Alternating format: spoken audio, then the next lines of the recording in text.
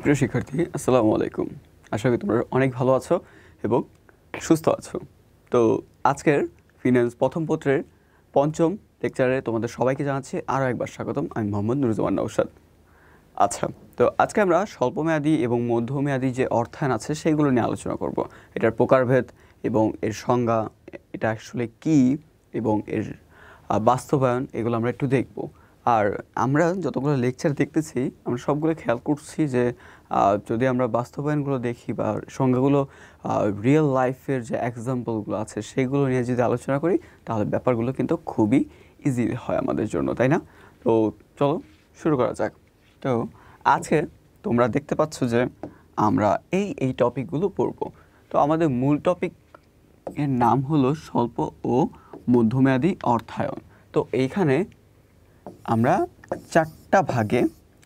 পাঁচটা ভাগে আমরা ভাগ করেছি।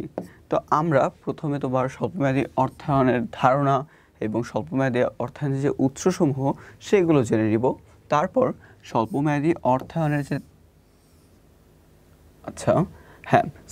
এখানে মধ্যমেয়াদী, এখানে ছিল স্বল্পমেয়াদী আর এখানে হলো মধ্যমেয়াদী অর্থায়নের ধারণা এবং উৎসগুলো জেনে নিব।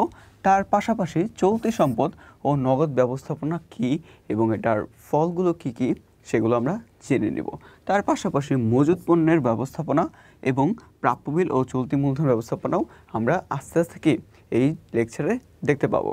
তো চলো দেরি না করে শুরু করা যাক। আচ্ছা, তো প্রথমেই স্বল্পমেয়াদী অর্থায়নের ধারণা। আচ্ছা, তো স্বল্পমেয়াদী অর্থায়নের ধারণা বলতে কী বোঝায়? দেখো, এখানে একটা ওয়ার্ড বলা আছে, ওয়ার্ডটা হলো কি স্বল্পমেয়াদী। স্বল্পমেয়াদী দ্বারা তুমি কি বুঝো? ধরো তোমাকে আমি প্রশ্ন করলাম যে তোমার পরীক্ষা কবে, তুমি বললা খুব স্বল্প সময়ের মধ্যে আমার পরীক্ষা শুরু হতে যাবে। ফাইন। তারপর আমি তোমাকে জিজ্ঞেস করলাম যে তুমি তো এখন জানুয়ারিতে আছো, তাহলে তোমার পরীক্ষা কবে? তুমি বললা যে আমার পরীক্ষা তো দীর্ঘ সময় লাগবে, মানে ডিসেম্বরে হবে। তার মানে কি এখানে দীর্ঘ সময় বোঝানো হচ্ছে। আচ্ছা, তো এইখানের সাথে আমরা জাস্ট একটা জিনিস বুঝতে পারছি যে স্বল্প সময়টা কি আর দীর্ঘ সময়টা কি। আচ্ছা, অর্থায়নের ভাষায় স্বল্পমেয়াদী বলতে বোঝায় যে 1 বছরের মধ্যে যে মেয়াদি সিকিউরিটিস আছে সেগুলোকে স্বল্পমেয়াদী সিকিউরিটিস বলা হয়। আচ্ছা, যে অর্থায়নটা ফাইন্যান্সের ভাষায় বা অর্থায়নের ভাষায় তোমার 1 বছরের মধ্যে সীমাবদ্ধ সেগুলোকে বলা হয় কি স্বল্পমেয়াদী অর্থায়ন। আচ্ছা, আমরা একটু বইয়ের ভাষায় দেখে আসি কী বলা আছে। বইয়ের ভাষায় বলা আছে সাধারণত স্বল্পমেয়াদী অর্থায়ন বলতে 1 বছর বা তার কম সময়ের জন্য অর্থ সংগ্রহ তার যোগানকে বোঝায়, তাকে কী বলা হয়? স্বল্পমেয়াদী অর্থায়ন। তাহলে দেখো, তুমি যদি অর্থায়নের সংজ্ঞা জানো তাহলে তোমার জন্য এটা আরও খুব ইজি হয়ে যায়। তুমি জাস্ট একটা জিনিস অ্যাড করে দিবা, সেটা কি? সেটা হলো যে স্বল্প সময়ের জন্য অথবা 1 বছর বা 1 বছরের কম সময়ের জন্য যে অর্থায়নটা করা হয়, বা অর্থায়নের যে মেন সংজ্ঞাটা কি? যে অর্থ সংগ্রহ বা তার যোগান, এটাকে কী বলা হয়? অর্থায়ন বলা হয়। তাহলে আশা করি তোমাদের কাছে স্বল্পমেয়াদী অর্থায়নের কনসেপ্টটা ক্লিয়ার। আচ্ছা, আমরা একটু দেখে আসি আরও কিছু গুরুত্বপূর্ণ লাইন এখানে দেওয়া আছে। এই অর্থ দিয়ে ব্যবসায়ের স্বল্পমেয়াদী প্রয়োজনসমূহ মেটানো হয়। এখানে স্বল্পমেয়াদী প্রয়োজন বলতে উৎপাদনের জন্য কাঁচামাল ক্রয়, মজুত পণ্য, কর্মকর্তা ও কর্মচারীদের বেতন, মজুরি প্রদান ও অন্যান্য দৈনন্দিন প্রশাসনিক বাজারজাতকরণের খরচ মেটানোর জন্য যে সকল চলতি মূলধনের প্রয়োজন হয় তার জন্য কি স্বল্পমেয়াদী অর্থায়ন করা হয়। আচ্ছা, বইয়ের ভাষায় একটু কঠিন হয়তো বা লাগতেও পারে তোমাদের কাছে, আমি ব্যাপারটা আরেকটু সহজ করে দিচ্ছি। আচ্ছা দেখো, স্বল্পমেয়াদী অর্থায়ন আমরা কেন করব? ধরো কোম্পানিতে বা একটা ফার্মে বা একটা ব্যবসা প্রতিষ্ঠানে অনেক ধরনের কাজ হয়, অনেক ধরনের কার্যকলাপ হয়, অনেক ধরনের ফাইন্যান্সিয়াল কার্যক্রম হয়ে থাকে। যেমন ধরো তুমি একটা ফ্রিজ কিনবে, তোমার একটা দোকানে একটা ফ্রিজ দরকার, আবার তোমার দোকানে একটা কাঁচামালও দরকার। দুইটা কিন্তু তোমার নিডস, তাই না? তোমার কাঁচামালও দরকার, তোমার ফ্রিজও দরকার। দেখো, একটা হলো তোমার বড় ধরনের একটা অ্যামাউন্ট লাগবে ফ্রিজ কিনতে, তারপর তোমার কাঁচামাল কিনতে কিন্তু বড় ধরনের অ্যামাউন্ট লাগবে না। আর ফ্রিজটা কিন্তু তুমি ডেইলি কিনবে না। যদি তোমার কোম্পানি যদি ফ্রিজের কোম্পানি না হয়, তোমরা ফ্রিজ সেল না করে থাকো, তাহলে কিন্তু ফ্রিজ তুমি ডেইলি কিনতেছো না, এটা একটা লং টার্মের জন্য তুমি কিনতেছো। তদরূপ তুমি দেখো যে কাঁচামাল তোমার ডেইলি লাগে, ডেইলি বেসিসে তুমি কাঁচামাল ক্রয় বিক্রি করো, তাহলে কি তোমার কাঁচামাল দরকার পড়ে। তো একটার জন্য এক ধরনের অর্থায়ন, আরেকটার জন্য আরেক ধরনের অর্থায়ন। তাহলে এখন কথা হলো ভাইয়া কোনটার জন্য কোন অর্থায়ন? দেখো, তুমি যেটা দৈনন্দিন কাজ করবা, দৈনন্দিন কাজ বলতে কী বোঝায়?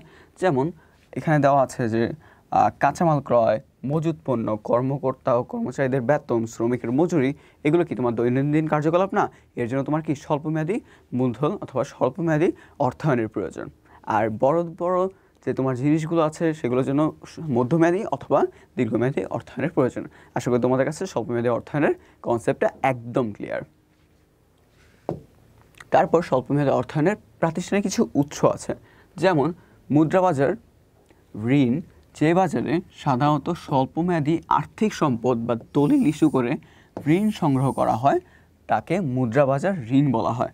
তার মানে কি, আমরা মুদ্রাবাজার ঋণ এমন একটা প্রতিষ্ঠান, মুদ্রাবাজার ঋণ এমন একটি বাজার, দেখো এই বাজারে কি তুমি স্বল্পমেয়াদী অর্থায়নের যে তোমার অর্থায়নটা দরকার, স্বল্পমেয়াদী অর্থায়নের প্রতিফলন এই বাজারে হয়ে থাকে।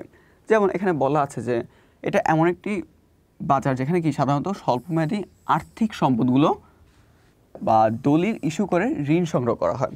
তুমি এই বাজারে কি করতেছো, এই বাজারে তুমি তোমার যে স্বল্পমেয়াদী যে সিকিউরিটিজ আছে এগুলো ইস্যু করতেছো বা দলিল আছে এগুলো ইস্যু করতেছো, বাট হ্যাঁ মেয়াদ কত, 1 বছর বা 1 বছরের কম।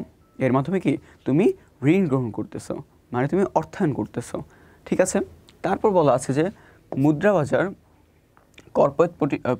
মুদ্রাবাজারের কর্পোরেট প্রতিষ্ঠানসমূহ স্বল্পমেয়াদের জন্য অর্থ সংগ্রহ করে দুইভাবে।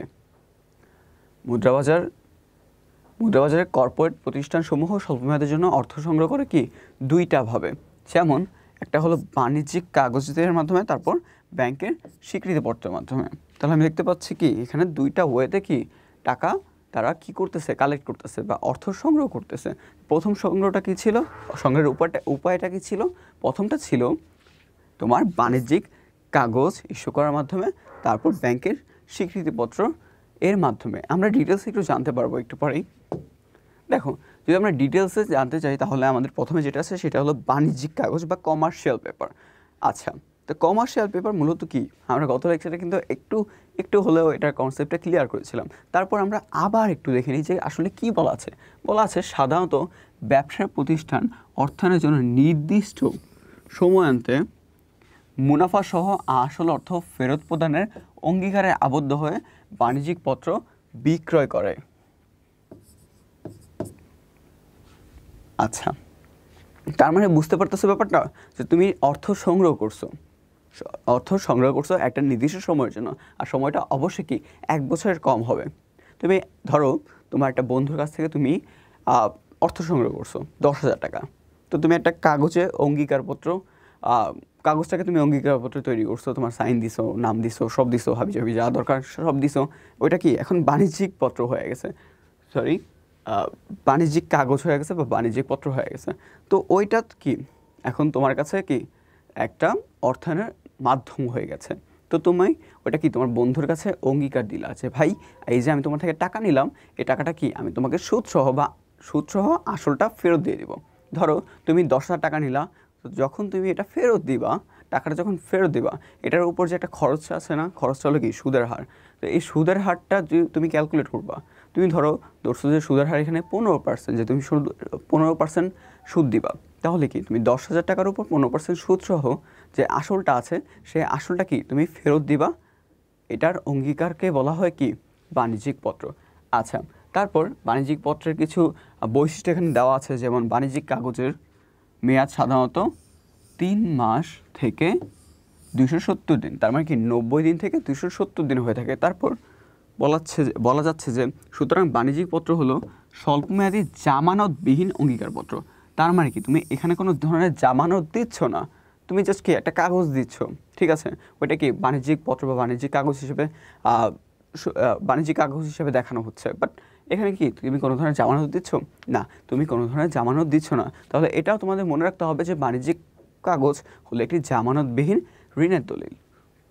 আচ্ছা, ওকে ফাইন। তারপর এখানে বলা আছে যে মুদ্রা বাজারে বিক্রয় করে ও বৃহৎ ও নামকরা প্রতিষ্ঠান স্বল্পমেয়াদী অর্থায়ন করে থাকে। আচ্ছা, এখন তোমাদের কথা হলো ভাইয়া তাহলে যে কোনো ভদ্রলোক কি বা যে কোনো প্রতিষ্ঠান কি এইভাবে টাকা সংগ্রহ করতে পারবে? অবশ্যই না। এটা অবশ্যই কি, দেখো তুমি কখনো কি কাউকে টাকা ধার দিবা, উনি আসা বললো যে ভাই এই যে নেন এটা বাণিজ্যিক কাগজ, বাণিজ্যিক পত্র, আমাকে এবার কিছু টাকা ধার দেন। তুমি কখনো করবা না।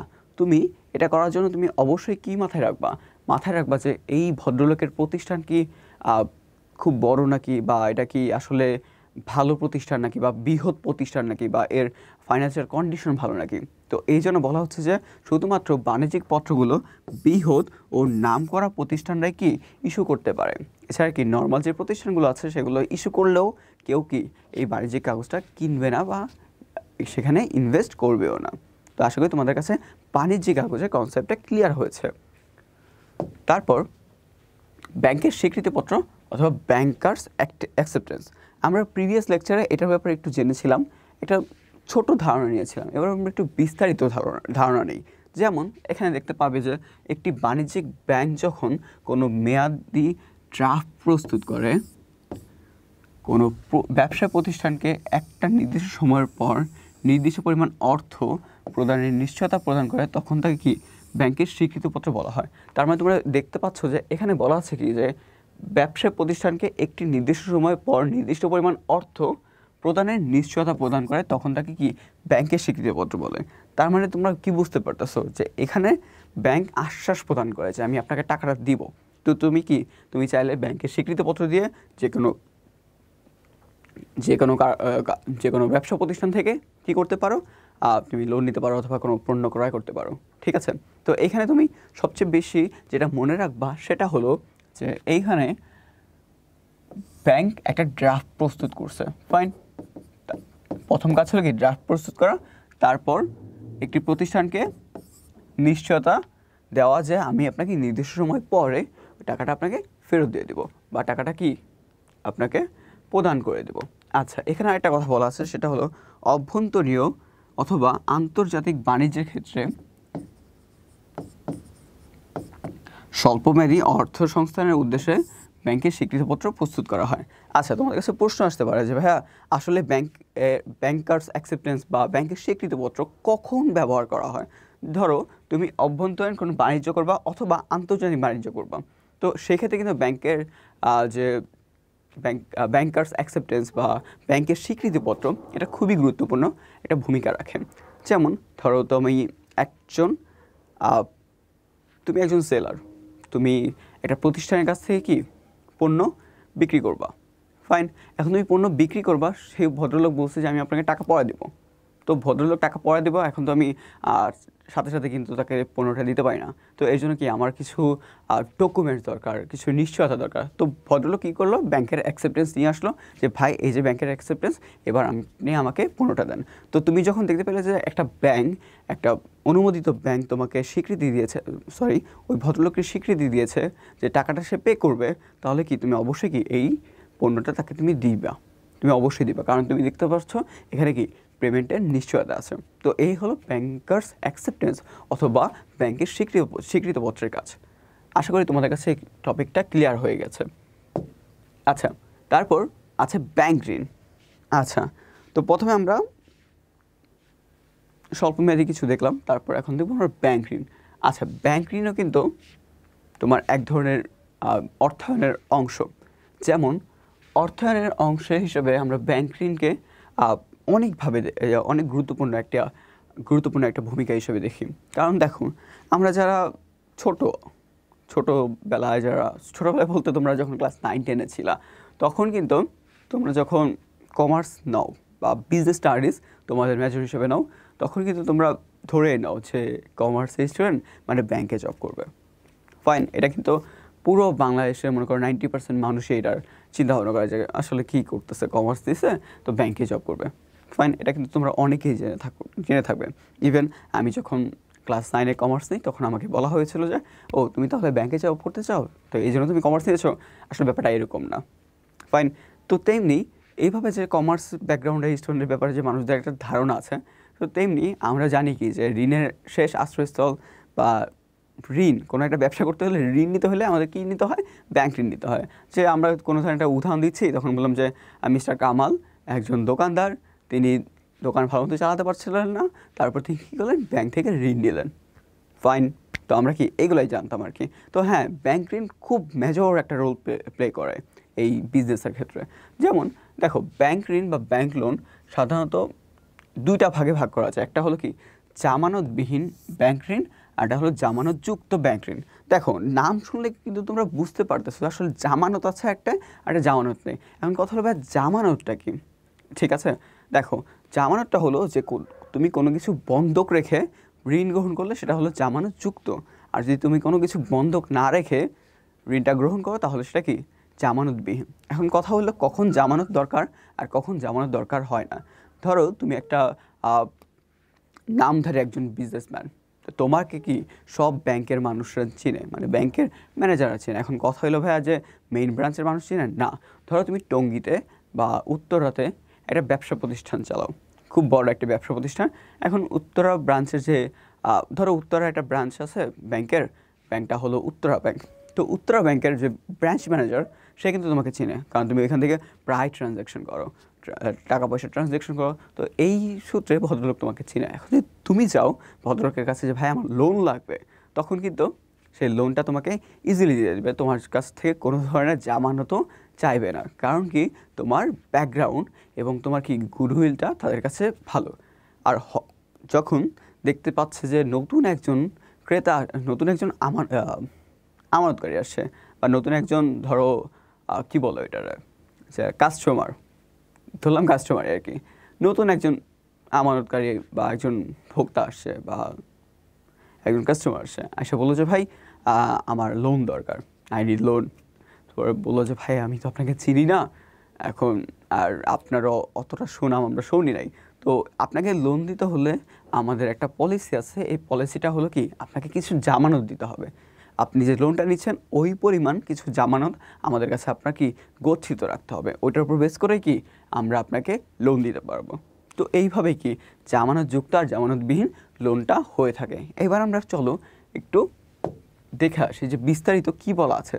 যেমন জামানতবিহীন ব্যাংক ঋণ বলতে বলা আছে যে কোনো ব্যাংক যখন স্থাবর অথবা অস্থাবর সম্পত্তি জামানত হিসেবে বন্ধক না রেখে, কি বলছে যে স্থাবর বা অস্থাবর কোনো সম্পত্তি জামানত হিসেবে বন্ধক না রেখে ঋণ গ্রহণ করে। কি বলছে যে আচ্ছা ঋণটা গ্রহণ করবে কে, ঋণ গ্রহীতা, আর ঋণটা প্রদান করবে কি ব্যাংক। তার মানে বোঝা যাচ্ছে যে কোনো ব্যাংক যখন কোনো স্থাবর বা অস্থাবর সম্পত্তি জামানত হিসেবে বন্ধক না রেখে ঋণ প্রদান করে তখন তাকে বলা হয় কি জামানতবিহীন ব্যাংক ঋণ। তাহলে ব্যাপারটা খুবই ক্লিয়ার হওয়ার কথা তোমাদের কাছে যে একটা ব্যাংক যখন কোনো জামানত নিল না, ঋণ গ্রহীতার কাছ থেকে জামানত নিল না এবং তাকে ঋণ প্রদান করলো কোনো জামানতের ছাড়াই, কোনো জামানত ছাড়াই, তখন সেটাকে আমরা বলবো কি জামানতবিহীন ব্যাংক ঋণ। ফাইন। তারপর যেটা আছে সেটা হলো কি জামানতবিহীন ব্যাংক ঋণকে আবার তিনটা ভাগে ভাগ করছে। একটা হলো কি ঋণ রেখা, একটা ঘূর্ণায়মান ঋণ, আর একটা হলো লেনদেন ঋণ। আচ্ছা ফাইন। তো আমরা দেখতে পাচ্ছি কি তিন ধরনের ঋণে কি এই জামানতবিহীন ঋণকে ভাগ করা হয়েছে। এই তিনটা ঋণেই কিন্তু কি কোনো ধরনের জামানত দরকার পড়ে না। ফাইন। তারপর আমরা একটু এই তিনটা যে ঋণ আছে, জামানতবিহীন ঋণ আছে, এটা একটু সংক্ষেপে আমরা একটু দেখে নিই যে কী বলা আছে। প্রথমে আছে ঋণ রেখা। ঋণ রেখাতে বলা আছে যে যখন কোনো ব্যাংক তার মক্কেলকে এক ধরনের চুক্তি, এটা কিন্তু খুবই গুরুত্বপূর্ণ নয়, এক ধরনের চুক্তির সাহায্যে একটি নির্দিষ্ট সুদের হারে নির্দিষ্ট পরিমাণ অর্থ স্বল্প সময়ের জন্য ঋণ হিসেবে প্রদান করে, তখন তাকে ঋণ রেখা বলা হয়। কারণ ঋণ রেখা কি একদম সিম্পল যে ঋণটা আছে না সেটাই কিন্তু কি ঋণ রেখা, যে তোমার কি একটা নির্দিষ্ট, এটা হলো কি এক ধরনের চুক্তি, একটা নির্দিষ্ট সময় এবং একটি কি নির্দিষ্ট সুদের হারে তোমাকে কি একটা চুক্তির মাধ্যমে ঋণ প্রদান করছে, সেটাকে বলা হয় কি ঋণ রেখা। ফাইন। তারপর আছে কি ঘূর্ণায়মান ঋণ। আচ্ছা নামটা খুবই কি মানে আনকমন লাগছে না যে ঘূর্ণায়মান ঋণ আবার কি হয় ভাই। তো আমরা একটু দেখে আসি যে ঘূর্ণায়মান ঋণ কী বলা আছে। একটি ব্যাংক ও একটি ঋণ গ্রহীতার মধ্যে আনুষ্ঠানিক চুক্তি যার মাধ্যমে ব্যাংক তার মক্কেলকে একটি সর্বোচ্চ সীমা পর্যন্ত ঋণ প্রদান করে, এটিকে গ্যারান্টিভুক্ত ঋণ রেখাও বলা হয়। তার মানে কি ঘূর্ণায়মান ঋণ হলো কি তোমাকে একটা লিমিটেশন দিয়ে দিচ্ছে যে এই লিমিট পর্যন্ত কি বা এই সর্বোচ্চ সীমা পর্যন্ত কি তুমি ঋণ নিতে পারবে। এখন ধরো তোমার লিমিটেশন আছে কি 10 লাখ টাকা পর্যন্ত তুমি ঋণ নিতে পারবে। তো তোমার দরকার পড়তেছে কি, তোমার 10 লাখ টাকা দরকার পড়ছে না, তুমি কি 9 লাখ পর্যন্ত ঋণ নিয়েছো, ঠিক আছে? তো তো তুমি 9 লাখ পর্যন্তই নিয়েছো, তোমার কি এখন সুদটা কাউন্ট হবে কি 9 লাখের উপর। তাহলে ঘূর্ণায়মান কি, যে তোমার একটা ফিক্সড অ্যামাউন্ট দেওয়া থাকে যে এই পর্যন্ত তুমি ঋণ নিতে পারবে। তো তোমার কি দরকার পড়তেছে তুমি 1 লাখ টাকা ঋণ নিচ্ছ, দরকার পড়তেছে তুমি 2 লাখ টাকা ঋণ নিচ্ছ, দরকার পড়ছে তুমি 3 লাখ টাকা ঋণ নিচ্ছ। ফাইন, তুমি কিন্তু একেবারেই 10 লাখ টাকা নিচ্ছ না, তোমার একটা সীমা পর্যন্ত দিয়ে দিচ্ছে যে এই সীমা পর্যন্ত কি আপনি ঋণটা নিতে পারবেন। তারপর যেটা আছে সেটা হলো কি লেনদেন ঋণ। আচ্ছা, লেনদেন ঋণটা তেমন কোনো ঝামেলাযুক্ত না। বিশেষ কোনো উদ্দেশ্যে কোনো কাজের জন্য যে ঋণ গ্রহণ করা হয় তাকে লেনদেন ঋণ বলা হয়। তার মানে ধরো তুমি চাচ্ছ যে একটা লেনদেন করবা একটা বায়ারের সাথে, বায়ারটা হলো কি ভদ্রলোক, হলো বাহিরের দেশের, ঠিক আছে। এখন তুমি তাকে পণ্য দিবা, এই পণ্য উৎপাদন করতে তোমার ভালো একটা অ্যামাউন্ট দরকার, আর সেই ভদ্রলোকও তোমাকে যে অ্যাডভান্সটা দিয়েছে ওই অ্যাডভান্সটা কি তুমি পুরো কাজটা করতে পারবো না, তুমি এই জন্য কি ব্যাংক থেকে ঋণ নিলা, ওই লেনদেনটা করার জন্য কি ব্যাংক থেকে ঋণ নিলা। তো এই যে স্পেসিফিক কিছু কাজ করার জন্য বা স্পেসিফিক কিছু লেনদেন সংগঠিত করার জন্য যখন তুমি ব্যাংক থেকে ঋণটা নিচ্ছ তখন সেটাকে বলা হচ্ছে কি, সেটাকে বলা হচ্ছে লেনদেন ঋণ। ফাইন, আশা করি এই যে ঋণ রেখা, ঘূর্ণায়মান ঋণ এবং লেনদেন ঋণ তোমাদের কাছে ক্লিয়ার। ফাইন, এখন জামানতযুক্ততে যাওয়ার আগে আমি কিছু প্রশ্ন তোমাদের কাছে দিয়ে যাচ্ছি। যেমন ধরো এই যে 3টা ঋণ আমরা দেখলাম জামানতবিহীন ঋণ, তো তোমাদের কাজ হলো কি এগুলো বাড়ির কাজ লেখা। তো হ্যাঁ, আরেকটা কথা, তোমরা কিন্তু সবগুলো ট্রাই করবে, সবগুলো কিন্তু খাতায় লিখবে, আর যদি একবার রিভাইজ দাও দেখবো তোমাদের কাছে কি ব্যাপারগুলো আরও অনেক ইজি হয়ে যাচ্ছে। তোমরা ক্লাসটা ভালো মতো করো, আমি আবারও বলছি যে জায়গাটা বুঝতেছে না ওটা আবার একটু দেখো, তোমাদের কাছে ক্লিয়ার হয়ে যাবে। তোমাদেরকে একটা টপিকের উপর অনেক বেশি সময় দিয়ে অনেকক্ষণ ধরে বোঝানোর ট্রাই করা হচ্ছে এখানে, ঠিক আছে। আচ্ছা, এবার চলে আসি আমরা জামানতযুক্ত ব্যাংক ঋণে।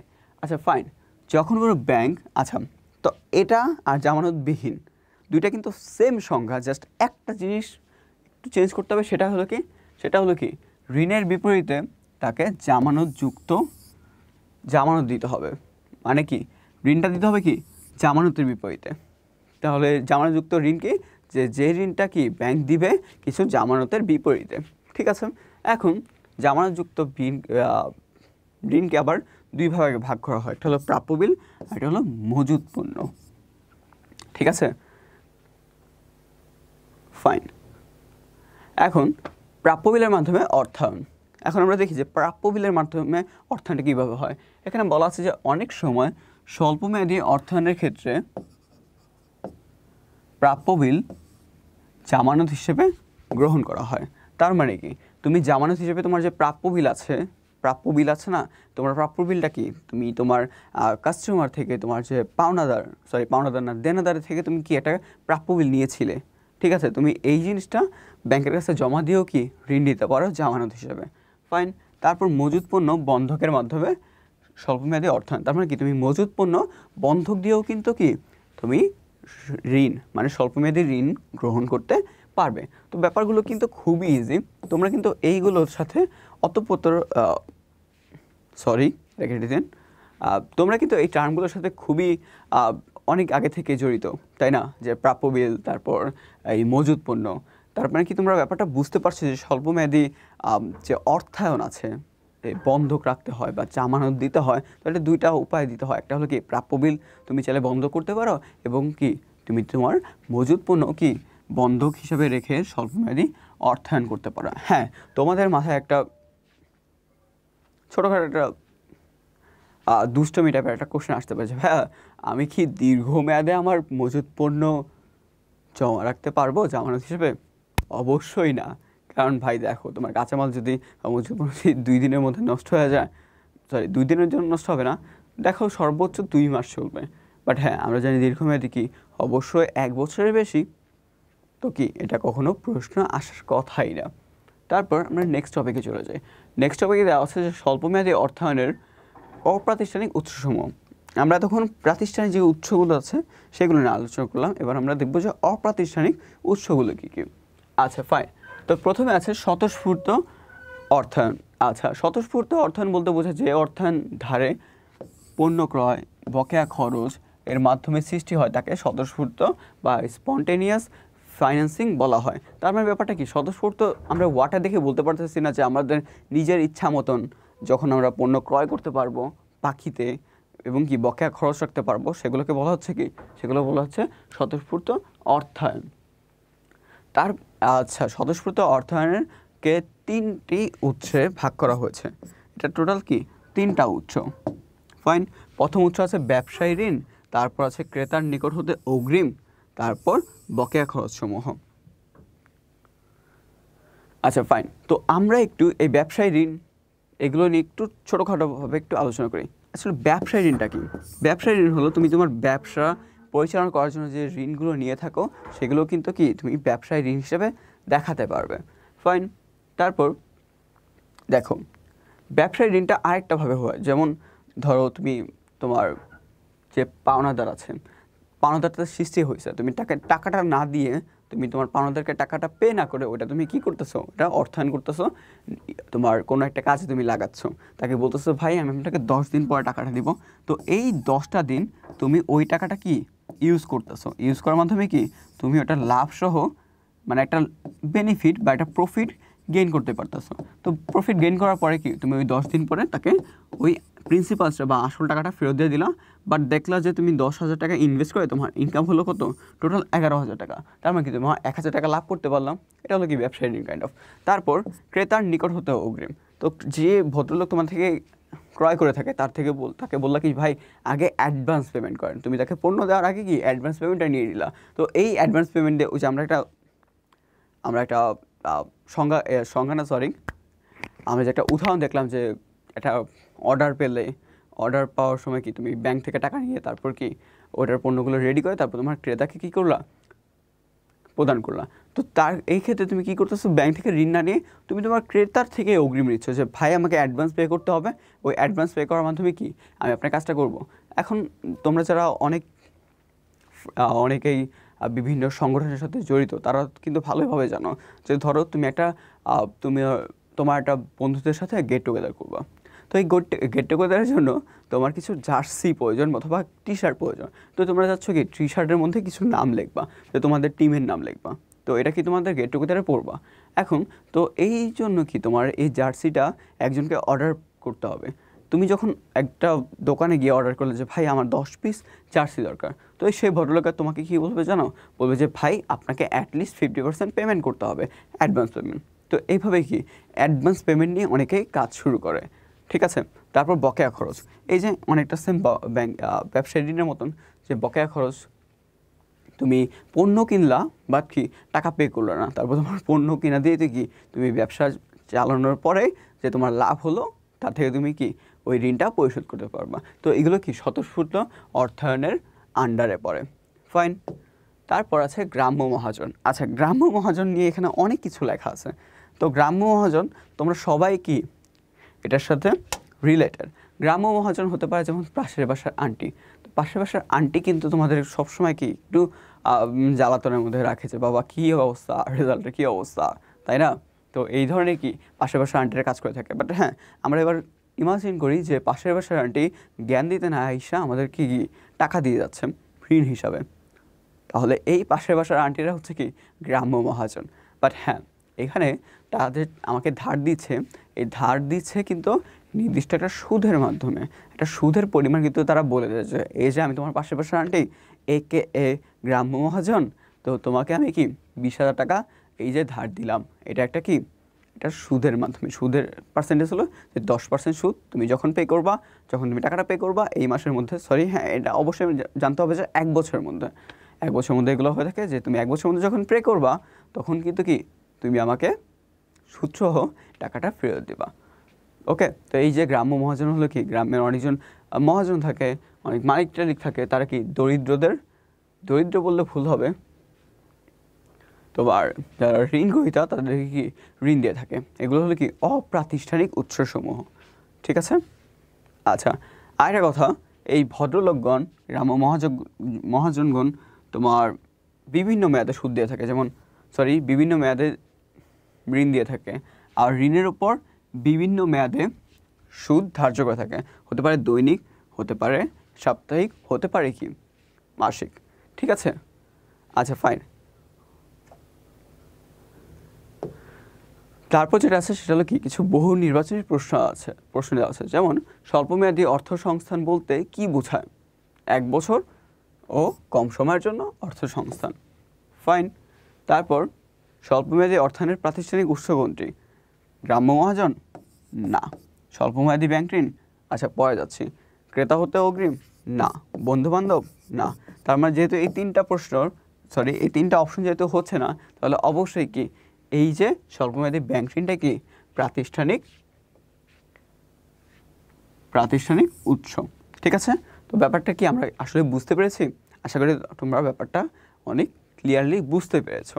তারপর নেক্সট টপিক দেওয়া আছে যে মধ্যমেয়াদী অর্থায়নের ধারণা ও উৎসসমূহ। মধ্যমেয়াদী অর্থায়ন আর স্বল্পমেয়াদী অর্থায়ন কাইন্ড অফ সিমিলার। জাস্ট একটা জিনিস মনে রাখতে হবে, সেটা হলো কি এখানে মেয়াদটা হলো 1 থেকে 5 বছর পর্যন্ত। তো আমরা এখানে কি বুঝতে পারতেছি? এখানে বুঝতে পারছি যে এখানে মেয়াদটা কি আমার 1 থেকে 5 বছরের মধ্যে। যদি নৈমিত্তিক প্রশ্ন আসে যে মধ্যমেয়াদী অর্থায়ন কত বছর বা কত মেয়াদ, তাহলে আমরা বলবো কি 1 থেকে 5 বছরের মধ্যে। অনেকে আবার বলে থাকে যে 3 বছরের মধ্যে হতে পারে, স্বাভাবিক, তাই না? তো জাস্ট আমরা এটা মনে রাখবো যে স্ট্যান্ডার্ড মান হলো কি 1 থেকে 5 বছরের মধ্যে। তার মানে যে অর্থায়নটা আমার কি 1 থেকে 5 বছর মেয়াদের জন্য হয়ে থাকে, অর্থাৎ কি সংগৃহীত অর্থ বা তহবিলকে বোঝায়, তাকে কি আমার ধরে নেব যে সকল তহবিল সংগ্রহ এবং অর্থ সংগ্রহ 1 থেকে 5 বছর মেয়াদের জন্য হয়ে থাকে, সেগুলো কি বলা হয়? স্বল্পমেয়াদী।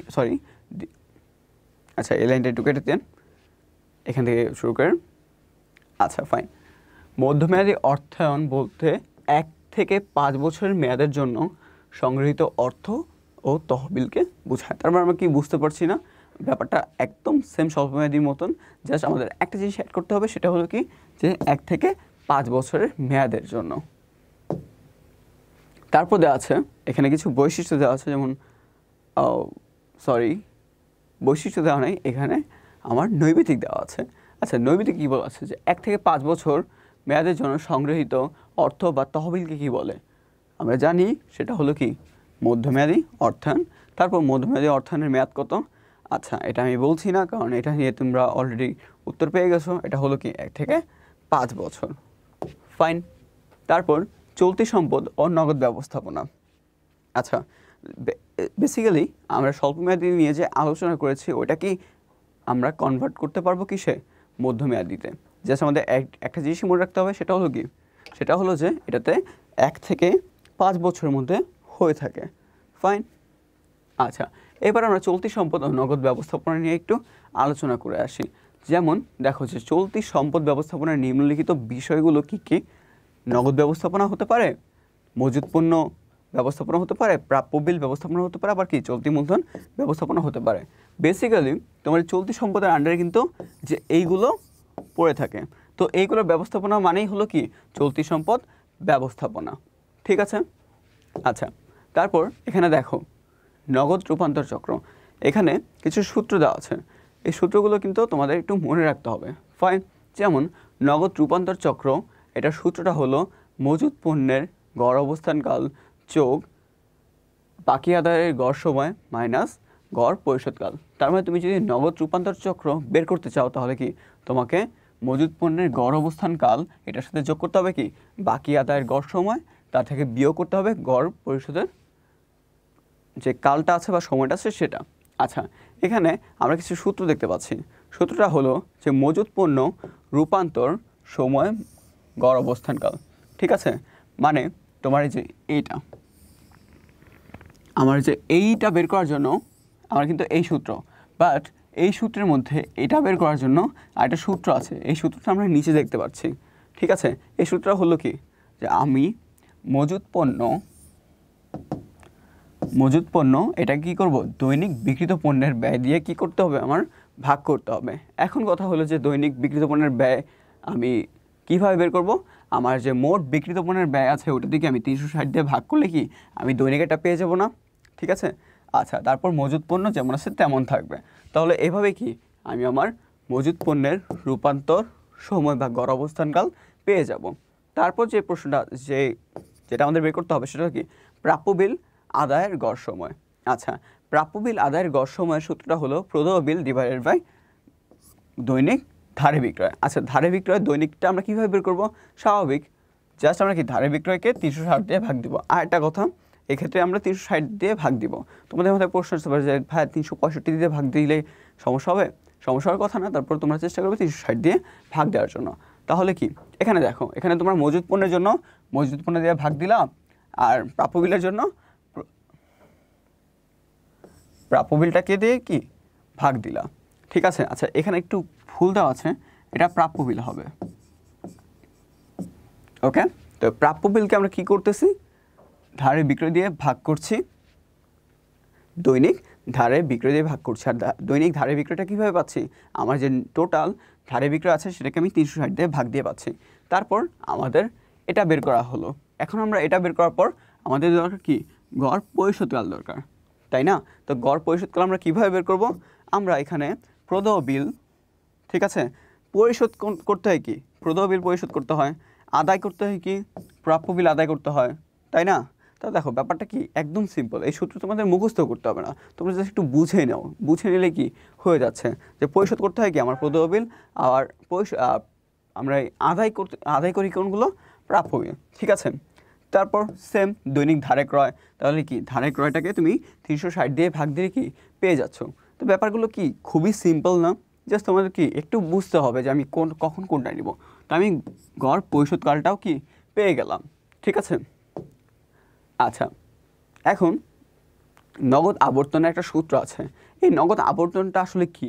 এখানে বলা আছে যে নগদ আবর্তন বলতে বছরে যতবার এই নগদ রূপান্তরের চক্র সম্পূর্ণ হয় তাকে বোঝায়। মানে তোমার যে নগদ রূপান্তরটা, এটা আসলে বছরে কতবার সম্পূর্ণ হবে সেটাকে কি নগদ আবর্তন দ্বারা বোঝায়। আচ্ছা, নগদ আবর্তন বের করার সূত্র হলো 360 দিন ভাগ নগদ রূপান্তর চক্র। তার মানে এই যে আমরা এখানে তোমার যে নগদ রূপান্তর চক্রটা পেয়েছিলাম, ওটাকে যদি আমরা 360 দিয়ে ভাগ দিই, তাহলে কি আমরা পেয়ে যাব নগদ আবর্তন, ঠিক আছে। ব্যাপারগুলো কিন্তু খুবই ইজি এবং খুবই সহজ, জাস্ট একটু কি তোমাদের বুঝতে হবে যে কখন তুমি কোন সূত্রটা অ্যাপ্লাই করবে। আর হ্যাঁ, তোমাদের যদি ক্লাসটা ভালো মতো করা থাকে তাহলে তোমরা ইজিলি বুঝতে পারবে যে আসলে আমার কী করা উচিত। আচ্ছা, এখানে একটা উদাহরণ দেওয়া আছে। উদাহরণটা হলো যে বাটা শু কোম্পানির সাধারণত কাঁচামাল ক্রয় করে 30 দিন পর তা পরিশোধ করে সম্পূর্ণ তৈরিকৃত পণ্য ক্রেতাদের নিকট বাকিতে বিক্রয় করে তা 60 দিন পর পর আদায় করে থাকে। আরও দেখা যায় যে মজুদ পণ্যের গড় অবস্থানকাল, অর্থাৎ কাঁচামালের উৎপাদিত পণ্যে রূপান্তর ও বিক্রয় করতে সময় লাগে 90 দিন। আচ্ছা, তো এখানে আমাকে দুইটা কাজ করতে বলছে, সেটা হলো কি করণীয় ক হলো নগদ রূপান্তর চক্র নির্ণয় করতে হবে এবং নগদ আবর্তন নির্ণয় করতে হবে। আচ্ছা, আমরা কিন্তু একটু আগেই নগদ রূপান্তর চক্রের সূত্র দেখেছি এবং নগদ আবর্তনের সূত্র দেখেছি। তাহলে এখানে আমার 3টা তথ্য দেওয়া আছে। এই তথ্য থেকে আমরা আগে নগদ রূপান্তর চক্রটা বের করব, তারপর নগদ আবর্তন বের করব। আচ্ছা, তো দেখো আমার এখানে মজুদ পণ্যের গড় অবস্থানকাল কত দেওয়া ছিল? 90 দিন। তারপর গড় আদায় সময় দেওয়া ছিল 60 দিন। এখন আমরা জানি কি, আর পরিশোধকাল সময় ছিল 30 দিন। আমরা জানি কি, তোমার যদি আমার নগদ রূপান্তর চক্র বের করতে হয় তাহলে কি করতে হয়? মজুদ পণ্যের গড় অবস্থানকাল এর সাথে কি যোগ করতে হয়?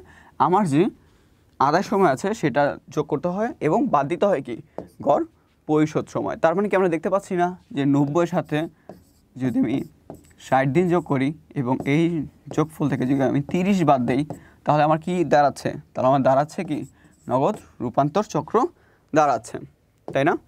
আচ্ছা, হ্যাঁ, এখানে আমরা নগদ রূপান্তর চক্রটা দেখতে পাচ্ছি। এই যে আমরা কি করব সবসময় কি পরিশোধটা বাদ দিব। পরিশোধটা বাদ দিলে আমরা কি পাচ্ছি? নগদ রূপান্তর চক্রটা পেয়ে যাচ্ছি। আর হ্যাঁ, নগদ আবর্তনের সূত্রটা কি ছিল? 360 ভাগ নগদ রূপান্তর চক্র। তার মানে আমরা এখানে দেখতে পাচ্ছি যে নগদ অর্থ প্রাপ্তির ক্ষেত্রে কাঁচামাল ক্রয় বাবদ অর্থ পরিশোধের সময় থেকে 120 দিন সময় লাগবে। তার মানে আমার কতদিন সময় লাগবে? আমার সময় লাগবে 120 দিন। এখন আমার নগদ আবর্তন আমি কীভাবে বের করব? নগদ আবর্তনের সূত্র আমরা একটু আগে দেখেছি যে 360 ভাগ কত? 360 ভাগ আমার নগদ রূপান্তর চক্র কত? 120। তাহলে আমি কত পাচ্ছি? 3×12=36। তার মানে আমি 3 বার। তাহলে নগদ রূপান্তর চক্রটা কতবার হচ্ছে? বছরে 3 বার হচ্ছে। ব্যাপারটা কিন্তু খুবই ইজি, তাই না?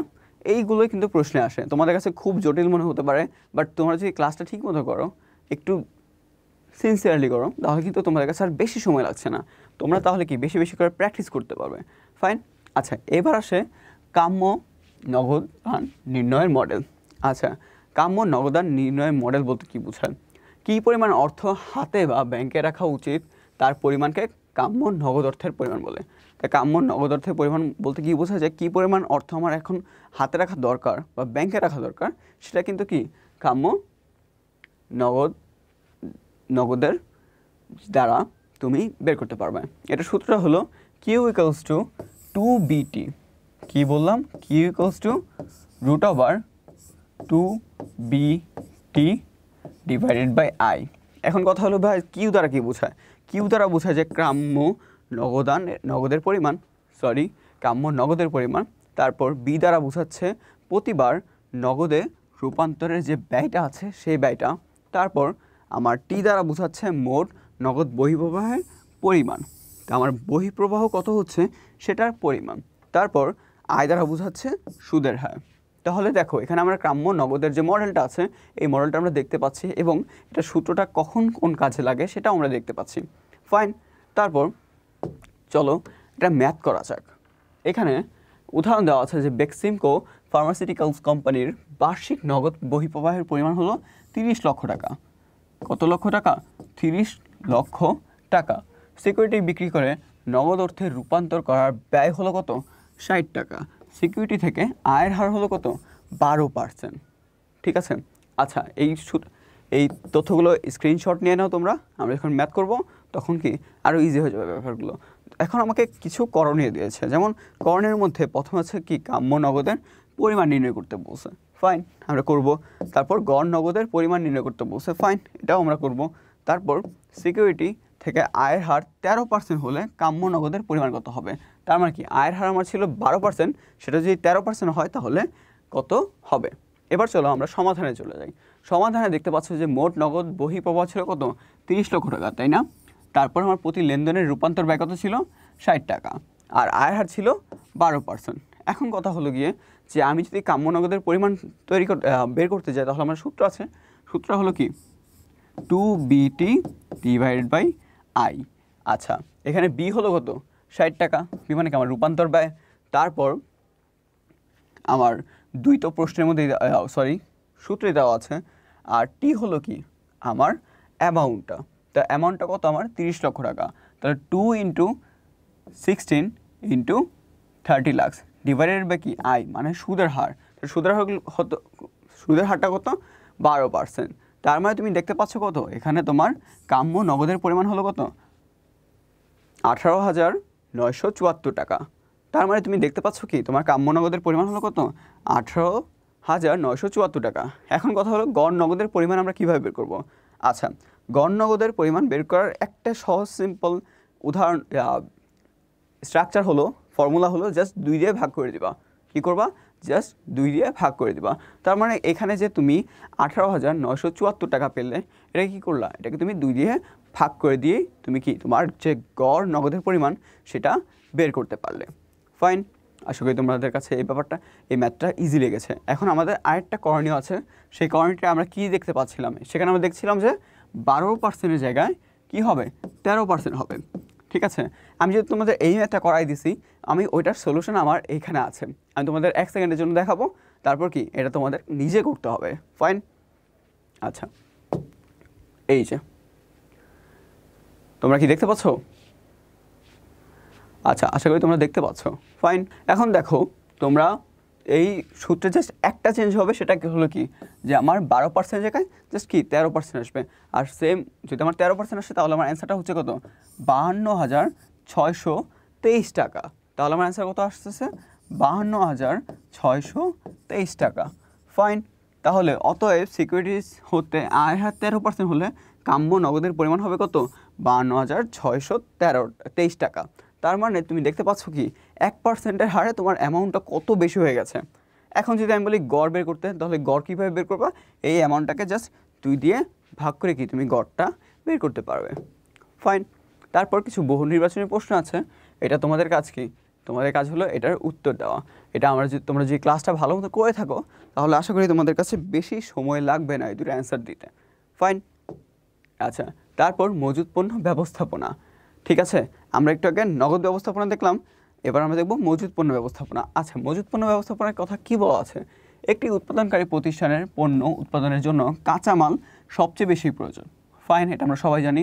পণ্য উৎপাদনের কাঁচামাল সরবরাহ পর্যাপ্ত পরিমাণে মজুদ না থাকলে এই হাবিজাবি আমরা জানি যে উৎপাদন বন্ধ হয়ে ঝুঁকি হতে পারে, বিভিন্ন সমস্যা হয়। আচ্ছা, তো এই যে এটা দ্বারা কি বোঝাচ্ছে যে আমার কখন কত পরিমাণ পণ্য দরকার এবং কোন পরিমাণ পণ্য রাখলে আমার জন্য ভালো, বা বেশি রাখলে আমার জন্য ভালো নাকি কম রাখলে ভালো, সেটা কি আমরা এখন মজুত পণ্য ব্যবস্থাপনায় জানতে পারবো। এখন দেখো, তুমি কি করলা, তুমি অনেকগুলো পণ্য সরবরাহ করে রাখলা তোমার দোকানে। এখন কি হলো, তোমার বিক্রি হলো না, পণ্যগুলো পচে লস হয়ে গেল, তাই না? আবার তুমি পণ্যই নিলা না এই ভয়ে, ঠিক আছে?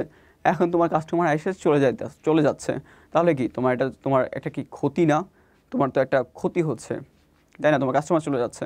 তো এই যে তুমি বেশিও রাখবা না, কমও রাখবা না, এটা যে অপটিমাম পজিশনে বা একটা স্ট্যান্ডার্ড মান যে তুমি মেনটেন করবা, সেটাকে কি আমরা এবার মজুদ ব্যবস্থাপনায় দেখতে পারবো। তো দেখো, এটাকে বলা হয় মিতব্যয়ী ফরমায়েশ পরিমাণ। আচ্ছা, মিতব্যয়ী ফরমায়েশ বলতে বুঝছে যে আমার কোন পরিমাণ পণ্য রাখা উচিত।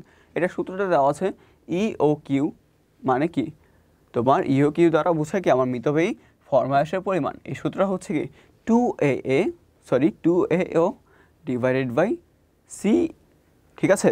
আচ্ছা, এই সূত্রটা আরেকভাবে লেখা যায়, সেটা হলো কি 2AO ডিভাইডেড বাই IP। আচ্ছা, এখন আমরা একটু দেখে আসি যে এখানে A দ্বারা ও দ্বারা C দ্বারা আসলে কি বোঝায়। EOQ দ্বারা বোঝায় মিতব্যয়ী ফরমায়েশের পরিমাণ, এ দ্বারা বোঝায় বাৎসরিক চাহিদা এককে, মানে বাৎসরিক যে চাহিদা আছে সেটা তুমি এককে দিবা, তারপর ফরমায়েশের ব্যয়, মানে প্রতি ফরমায়েশ ব্যয়, মানে প্রতি ফরমায়েশে যে তোমার ব্যয়টা আছে সেটা হলো কি ও দ্বারা বোঝায়, মানে অর্ডারের ক্ষেত্রে। তারপর C দ্বারা বোঝায় প্রতি বছর প্রতি একক ধারণ ব্যয়, মানে তোমার যে ধারণ ব্যয়টা আছে। I দ্বারা বোঝায় প্রতি বহন ব্যয়, মানে একক প্রতি বহন ব্যয় অথবা ক্রয় ব্যয় শতকরা হারে। তারপর P দ্বারা বোঝায় ক্রয় ব্যয়, ঠিক আছে? আচ্ছা, তো এবার আমরা একটু ম্যাথে চলে যাই। এই প্রশ্নটা তোমরা একটু দেখে নাও। এই প্রশ্নে বলা আছে, মোহন অ্যান্ড মাখন কোম্পানি একটি পণ্য বিক্রয়কারী প্রতিষ্ঠান, নিম্নের তথ্য হতে উক্ত প্রতিষ্ঠানের মিতব্যয়ী ফরমায়েশ পরিমাণ নির্ণয় করো। বার্ষিক চাহিদা দেওয়া আছে কত? 15,000। একক ফরমায়েশ প্রতি ব্যয় দেওয়া আছে 120 টাকা। একক প্রতি মজুদ করার ব্যয় আছে 20 টাকা। ফাইন, এবার আমরা কি গুরুত্বপূর্ণ যে তথ্যগুলো দরকার ছিল আমরা দেখে নিলাম। এবার আমরা ম্যাথে চলে যাই। ম্যাথে দেখো, এখানে আমরা দেখতে পাচ্ছি যে এ মানে কি, দেখো আমার যে বার্ষিক চাহিদা কত দেওয়া আছে 15,000 একক। ও দ্বারা বোঝাচ্ছে আমার অর্ডার প্রতি যে ব্যয়, ফরমায়েশ প্রতি ব্যয় কত 120 টাকা।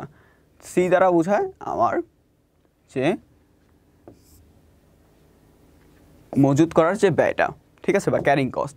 তাহলে আমরা A পেলাম, ও পেলাম, C পেলাম। এবার আমরা কি EOQ বের করতে পারবো না? হ্যাঁ, আমরা এবার EOQটা বের করি। চলো, এখানে আমরা জানি মিতব্যয়ী ফরমায়েশের ব্যয়ের সূত্র হলো 2AO ডিভাইডেড বাই C। তো এটা হলো কি আমার ক্যারিং কস্ট কত 20 টাকা, একক প্রতি ক্যারিং কস্ট কত 20 টাকা। তারপর আমার টোটাল কত 15,000 টাকা, এবং অর্ডার কস্ট হলো কত 120 টাকা। তাহলে আমি মিতব্যয়ী ফরমায়েশ কত পেলাম? মিতব্যয়ী ফরমায়েশের পরিমাণ পেলাম 424 একক। কত একক? 424 একক। ফাইন। আচ্ছা, তো ওইটাই ছিল মিতব্যয়ী ফরমায়েশ ব্যয়ের যে সূত্র এবং এটার ইমপ্লিমেন্টেশন। তারপর আমরা দেখে আসি প্রাপ্য বিল ও চলতি মূলধন ব্যবস্থাপনা। আচ্ছা, প্রাপ্য বিলটা কি? প্রাপ্য বিলটা হলো সাধারণত বাকিতে বিক্রয়ের ফলে প্রাপ্য বিল ও দেনাদার সৃষ্টি হয়। মানে তুমি যদি বাকিতে বিক্রি করো তখন কি তোমার দেনাদার তোমাকে একটা বিল দেয়, সেটা হলো কি প্রাপ্য বিল, ঠিক আছে? এখন প্রাপ্য বিল ও চলতি মূলধন ব্যবস্থাপনা, এটা আমরা কিছু গুরুত্বপূর্ণ লাইন দেখে নিই। যেমন দেখো, এখানে বলা আছে যে বাকিতে বিক্রয়ের পরিমাণ যত বৃদ্ধি পায়, প্রাপ্য বিলের পরিমাণও কি তত বৃদ্ধি পায়। বিক্রেতা যে পরিমাণ পণ্যদ্রব্য ক্রেতার নিকট হতে বাকিতে বিক্রয় করে তাকে ব্যবসায় ঋণ বলে, ঠিক আছে? তারপর যে ঋণ নীতিতে ঋণের খরচ সবচেয়ে কম তাকে কাম্য ঋণ নীতি বলা হয়। তার মানে কি, যে নীতিতে তোমার ঋণের খরচ সবচেয়ে কম তাকে বলা হচ্ছে কি কাম্য ঋণ নীতি। তারপর ব্যবসায় স্বল্পমেয়াদী সম্পদে যে মূলধন বিনিয়োগ করা হয়, অর্থাৎ ব্যবসায় নিত্য নৈমিত্য কার্যক্রম বা ব্যবসায়ের পরিচালনার জন্য দৈনন্দিন প্রয়োজনে হয়ে থাকে, তাকে চলতি মূলধন বলা হয়। এখানে কিন্তু গুরুত্বপূর্ণ কিছু লাইন দেওয়া আছে, এগুলো কি তোমরা একটু খাতায় টুকে রাখো। এখানে তোমার কি চলতি মূলধন কাকে বলা হয় সেটা দেওয়া আছে, তারপর কাম্য ঋণ নীতি কাকে বলা হয় সেটা বলা আছে, ব্যবসায় ঋণ বলা হয় কাকে সেটাও বলা আছে। ফাইন। আচ্ছা, তারপর বলা আছে যে একটি কোম্পানির মোট চলতি সম্পত্তিতে যে পরিমাণ অর্থ বিনিয়োগ করা হয় তাকে মোট চলতি মূলধন বলা হয়। তার মানে কি, তুমি চলতি সম্পদে যে পরিমাণ অর্থ বিনিয়োগ করছো সেটা কি তোমার চলতি মূলধন। তারপর চলতি মূলধন বলতে চলতি সম্পদ ও চলতি দায়ের পার্থক্য বোঝায়। তাহলে তুমি যদি কারেন্ট অ্যাসেট থেকে কারেন্ট লাইবিলিটিস বাদ দাও, তাহলে তুমি কি পাবা? তুমি চলতি মূলধন বা ওয়ার্কিং ক্যাপিটাল পাবা। তাহলে কি পাচ্ছ? তুমি চলতি মূলধন পাচ্ছ। এটা কিন্তু খুবই গুরুত্বপূর্ণ একটি লাইন, এটা তোমরা সবসময় মনে রাখার চেষ্টা করবা। এবার গতবারের মতন এবার একটা সৃজনশীল প্রশ্ন দেওয়া আছে, যে প্রশ্নটা তোমাদের কি নিজের সলভ করতে হবে, কারণ আমরা অলরেডি অনেকগুলো প্রশ্ন তোমাদেরকে কি প্রত্যেকটা চ্যাপ্টার ওয়াইজ সলভ করে দিচ্ছি। তো এখন যদি তোমাদেরকে আমি এইটাও বোঝাই, এটাও যদি সলভ করে দিই, তাহলে কি তোমাদের প্র্যাকটিসও হচ্ছে না। তো তোমাদের এই ক্লাসের উপর বেস করে তোমাদেরকে এই জন্য আমি কি প্রতিবার সৃজনশীল দিচ্ছি, এই সৃজনশীলগুলো কি তোমরা নিজেরা প্র্যাকটিস করবে। ফাইন, এখানে তোমার সৃজনশীলের করণীয় দেওয়া আছে। তারপর তোমাদের কাজ হলো কি বরাবরের মতন এটারও কি উত্তর নিজে লেখা। আচ্ছা, তো তোমাদেরকে অসংখ্য ধন্যবাদ পুরো ক্লাসটি মনোযোগ দিয়ে করার জন্য। এটা একটু বড় একটা ক্লাস ছিল, তোমরা তোমাদের ধৈর্য সহকারে এই ক্লাসটি করেছো, আশা করি তোমরা ব্যাপারটা বুঝতে পেরেছো। আর একটা কথা আবার বলছি, যে জায়গাটা বুঝতেছো না সেই জায়গাটা একটু আবার দেখো, ইনশাল্লাহ ক্লিয়ার হয়ে যাবে। তো তোমাদের সবাইকে অনেক ধন্যবাদ, দেখা হবে নেক্সট ক্লাসে। আল্লাহ হাফেজ।